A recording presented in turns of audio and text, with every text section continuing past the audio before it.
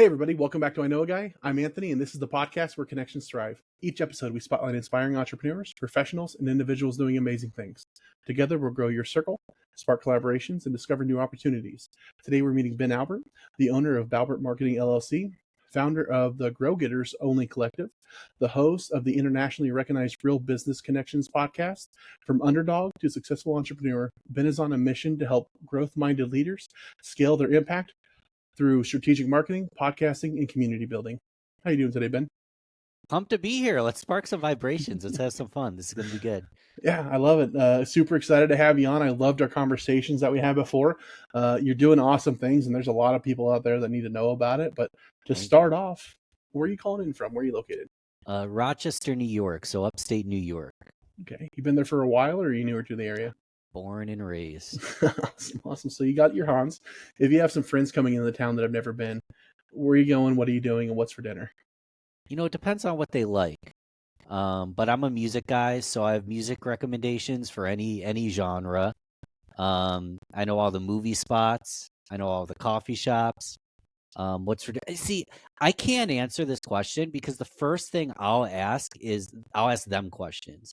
Because it's not about what Ben likes. I do have some recommendations, but it's about where I think they'll have fun. Because we have plenty of wineries, plenty of breweries, plenty of coffee shops, farm-to-table restaurants, music, sports. If you go out to Buffalo, there's the Buffalo Bills. We have, baseball, minor league baseball, the whole shebang. So my way of answering that question is, the first question is, what do you like? Okay, well, let's narrow it down. Let's say somebody is outdoorsy, not sporting event, and they're a fan of steak. Okay, well, I mean, I'd send them out to the Finger Lakes. I don't know where to get a good steak, to be honest with you. I'd send them out to the Finger Lakes, though. We'd find a farm-to-table restaurant, go on a hike, and go camping for the weekend if we'd like. Rochester is very much a city. I'd get out of the city. Get over, if you want to drive, we drive down to the Adirondack Mountains, drive down to the Finger Lakes, wine country, hiking, lots to do. If anyone knows Rochester on a map, we're like central and we're near so many things. So Buffalo, Syracuse, the Finger Lakes, the Adirondacks, Canada, Niagara Falls, all of that is in driving distance. So it's part of why I've stayed in Rochester, because I can get everywhere I need to go. So the answer is whatever you want. So, got it. Perfect. Yeah, I love that. So awesome. But, what is it that you do? Can you tell us a little bit about Balbert Marketing LLC? I joke that I ask questions for a living because there's multiple different things we do, but I think the quality of our life and our business is based around the quality of questions we ask. We jokingly started there, but I have a podcast as well called Real Business Connections. Balbert Marketing is helping elevate business owners, thought leaders, people that are looking to meet more people, know more guys, get more clients. And it's my job to ask questions, diagnose the need, and offer marketing solutions that help amplify what they do best. And then Grow Getters Only, what you mentioned, is I ask the question, how do we feel disconnected? Like, we've never been more connected, but entrepreneurs are working in silos. How can I build a peer-to-peer community where we bring in thought leaders, conversations, and get better by learning from each other? So I joke that I ask questions for a living because it's all about determining what the problem is, what the need is, or maybe there isn't a problem, there's just an opportunity to do things better, and finding a solution to do things better. Absolutely. Yeah. No, asking questions, the quality of questions you ask, the better they get, the better you're at it, whatever you're doing. So I love that because it's, it's so pertinent to everything everybody does. But being able to focus and say, that's what I, really, really focus on is quality questions, because it doesn't matter what you're doing, even if it's just trying to find where you want to take somebody for dinner, right? If you don't have a good question, how are they going to find it? So I love that. How'd you get here? Is this something you've always wanted to do? All of this stuff, coming together. Is this something that was always in the works that you wanted to do since high school, or is there a story there? Who knows? I think God acts in very interesting ways, and our life journey is preparing us to who we get to become in the next chapter of our lives. I was a quiet kid. I didn't imagine I'd be a podcaster. I didn't imagine to be an entrepreneur. No, like Jeff Bezos or Oprah on my wall. I actually wanted to be a basketball player my entire childhood. And again, I was a quiet kid, but I found the music industry. My friend Brendan gave me a mixtape. I got hooked. And suddenly I was going to all the local bands and I was going traveling to see music. And before you know it, I was handing out flyers. I was setting up MySpace pages, then Facebook pages, then websites. I was a promoter before I actually knew what marketing was. And in 2016, I started a music podcast because I wanted to get into places for free. I didn't have this big vision of being a podcaster, and the music show never made money. It was more just a passion project. But now to this day, I have a business podcast and I get to amplify businesses. I get to talk to business leaders like you do every single day. And I get to do marketing and promotion for businesses, all stuff I was doing in the music industry for fun before I even knew the categories. I didn't even know what marketing or promotion or podcasting was at one point. So it's a beautiful thing when if you follow just a little string of enjoyment and it leads to a passion, but your passion's not printing money, and you just pivot a little bit to a different context instead of the music industry. I'm just doing business and I get to do what I love in a new category for a living, and I don't even realize that I'm working half the time. I know that sounds smug, but I don't know what work is. I just show up and have fun. Yeah, no, I love that. You ask somebody what they do, and they'll say, "Oh, I do X, Y, Z." Or you ask somebody what they do, and they go, "Oh, my purpose is, or my passion is." Mm, That means so much more, because that's somebody that's realized, okay, all this other stuff I don't want to do. The part that I'm going to focus on is the part that's my purpose, my passion, my drive, and they end up exactly where you are, where it's like I don't work. I do the thing that I really really enjoy doing, and it kind of works itself out. So I love that. yes, I love sir. that answer. When you're looking at everything, you're narrowing it down. Out of everything you're doing, what is it that you're really enjoying the most, or you think you get the most fulfillment from doing? Oh man. I mean, it's learning from others. I enjoy doing podcasts like your amazing podcast because I get to verbal process. I get to share ideas I've been thinking of for years. I get to share concepts. I get to tell stories. But I don't learn. I'm sharpening the saw if I were to go on stage and speak. I'm sharpening the saw, but I'm not learning quite as much when I'm rambling. I My favorite part of what I do is hosting a podcast, learning from other brilliant people. And Grow Getters Only, we meet weekly. Minimum 2 out of the 4 to 5 sessions a month is a workshop or a mentor. Because it's not just a networking group. The goal is to bring people in for workshops, ask me anythings, mentorship. Because the best thing of what I do is the learning part. And that helps you just get a little bit better. I joke all the time, who's going to have better teeth in a year? Someone who brushes their teeth twice a day, 2 minutes a day, flosses a little bit, or someone who forgets to brush their teeth, vigorously brushes them for a day, and goes, I'm done for the year. It's the person who brushes 2 minutes a day, twice a day. So the fact that learning is part of my day with my podcast and my community allows me to do that 2 minutes a day or 1 hour a day every day for the rest of my life.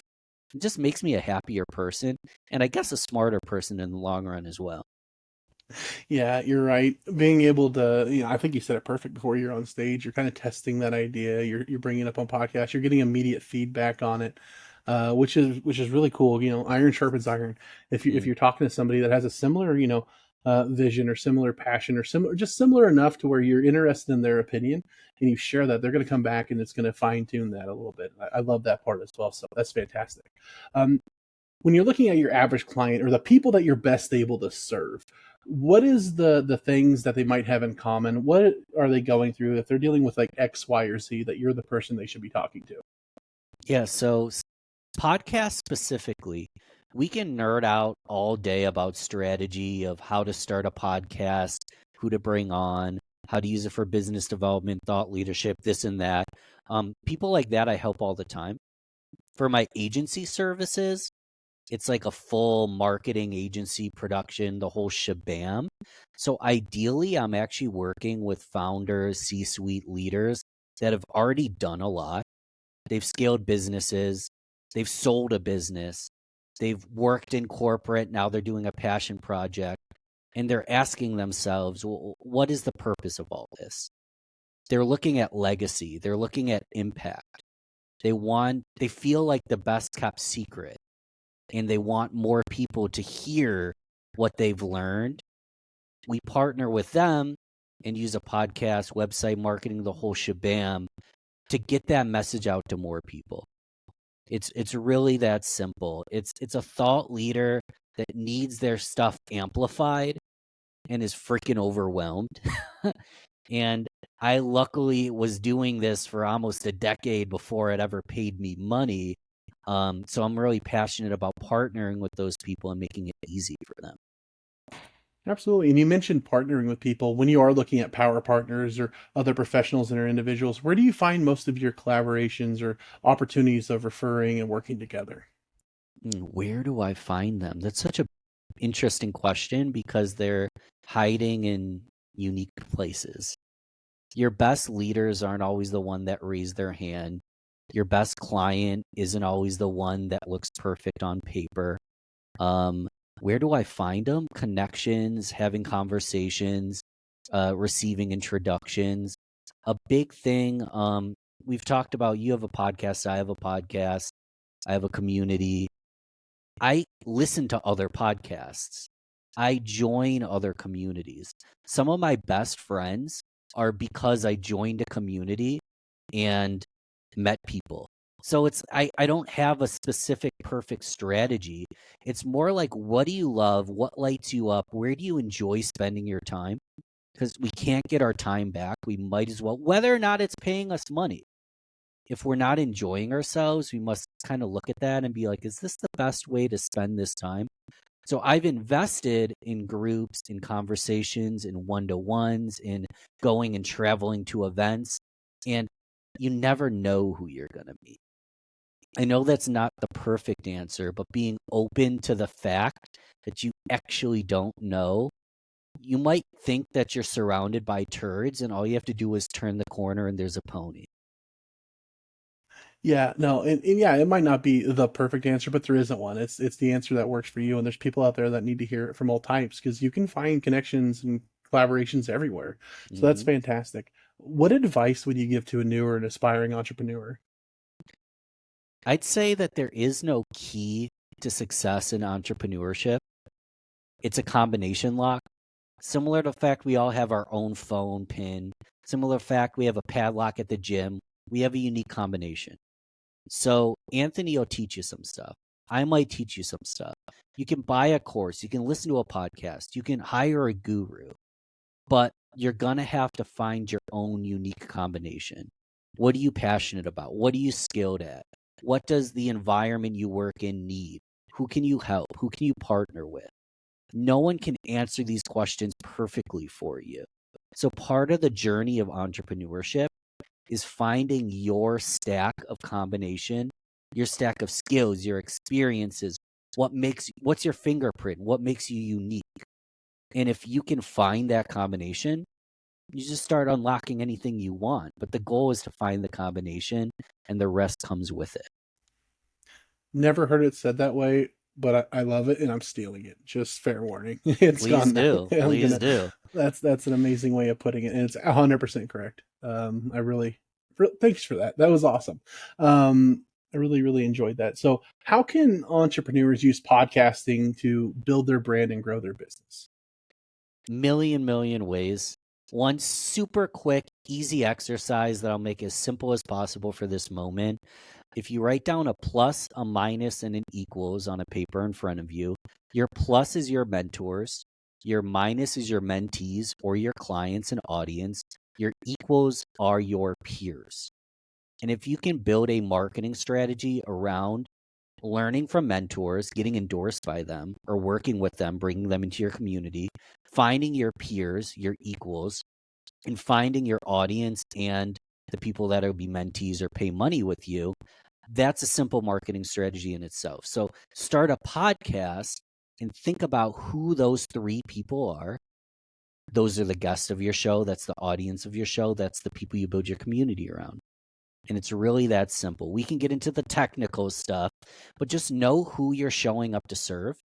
And then everything else will kind of come and unravel itself along the way. Fantastic.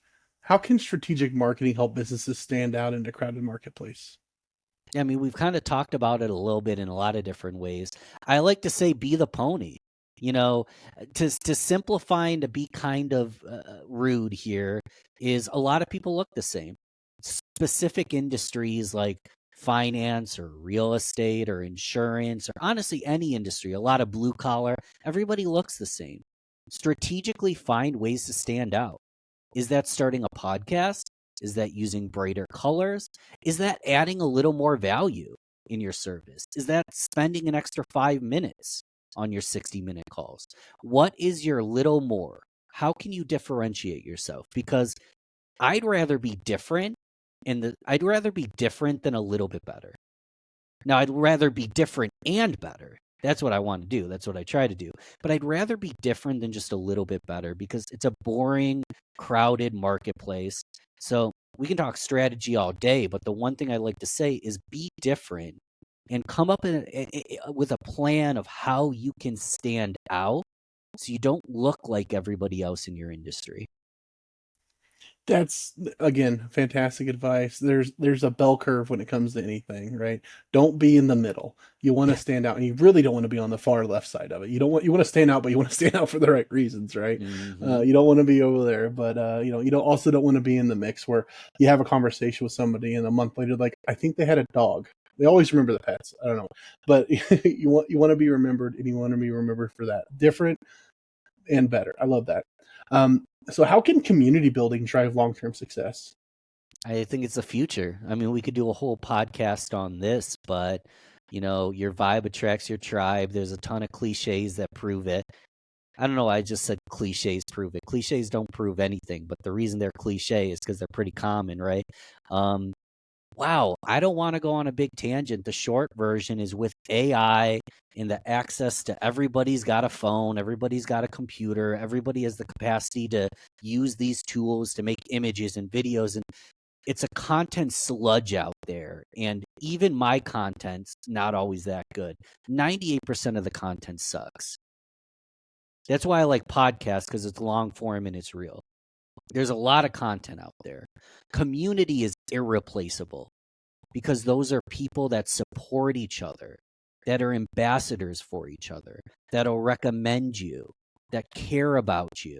That is a strategy that can't break because I can just content, add. There's no trust. There's no better way to build trust and certainty in business than to build a tribe or community around your purpose and what you do. So we could do a freaking seminar on just this. I think community is one of the last known powerful business strategies because AI is going to make everything easy. You can't replace community with a gadget or a tool. I think you're right, and it's the last known, but it's also the oldest version of. Mm-hmm. It used to be that's all you had, right? If you were a town square, that was your baker, that was your lawyer, that was your banker, and if somebody came in the town, that's who you're going to refer them over to, right? There's going to be a group of people advocating for you when you're not around. That's going to multiply your efforts. It's not additive; it's multiplicative. So Mm-hmm. I think you're absolutely right that it's coming back into the digital world because there's no way to replace it. We kind of got off track there where everybody started renting Lamborghinis and posing in front of them, talking about X, Y, Z. But we're coming back to the people that are actually connecting, the people that are actually trying to grow in a community. And when you meet that person and you share those values, you recognize that, and that makes a very strong relationship.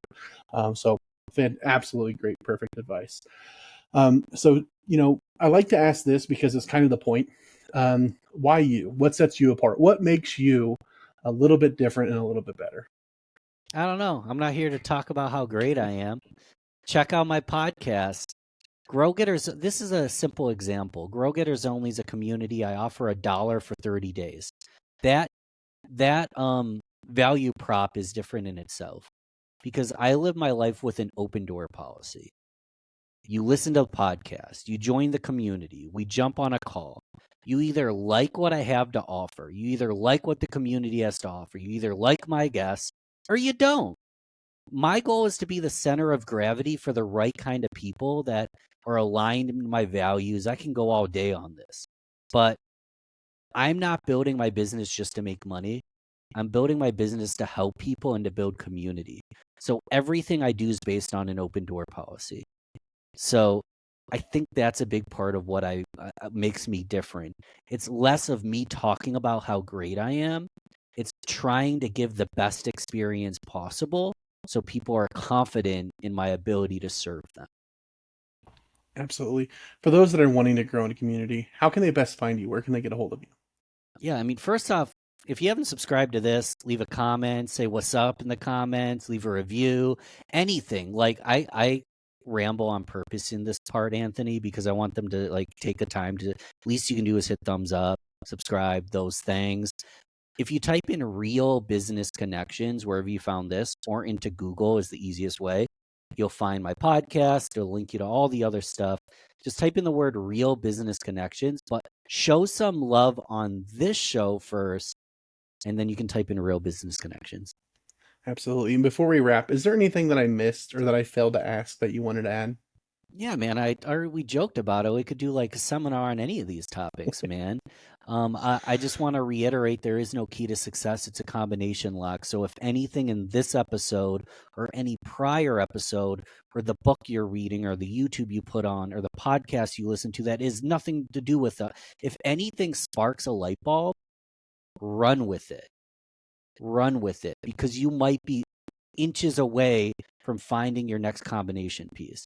So if anything sparked, run with it. And if not, go find something else that'll spark. Perfect. If anybody would like to get a hold of Ben, do it. Reach out, see what they're building, engage in that community. You're going to be better off than you were 100% of the time. You know, you can't beat a community, right? You can't beat growing your circle. You can't beat making friends and relationships that are going to advocate for you when you're not around, right? That's going to be inherently better for your business. So absolutely do that. Reach out, have that conversation. I'm going to put everything in the show notes. We're going to make it really easy to find. Absolutely do that. Ben is exactly the same in a one-to-one as he is here. So can't recommend it enough. Don't be shy. Don't be nervous. Reach out and grow. Other than that, if somebody would like to get a hold of me, you can find me at ikag.me. You can find more episodes, subscribe to our newsletter, and connect with our growing community of awesome people like Ben. If you or somebody you know would like to be interviewed, you can also apply on the website. But Ben, thank you so much for coming on and pouring into us. There was a lot of stuff in there that I'm going to have to go back and take notes on myself and, blatantly steal and, start saying more frequently. So I really appreciate you coming on and sharing that with us. But let's all go out. Let's have an awesome day and grow our circles. All right.